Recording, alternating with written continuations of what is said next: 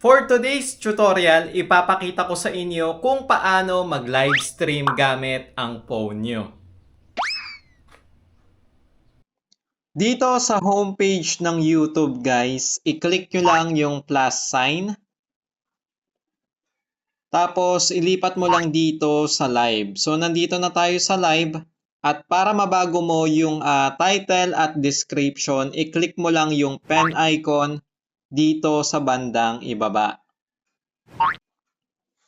So dito mo pwedeng mabago yung title, visibility dapat naka-public syempre.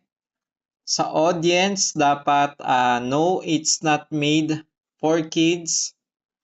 Tapos dito sa description, dito kayo pwede mag-add ng info about sa live stream nyo. Kapag ready ka na, i-click mo lang yung go live. Ganun lang kadali guys.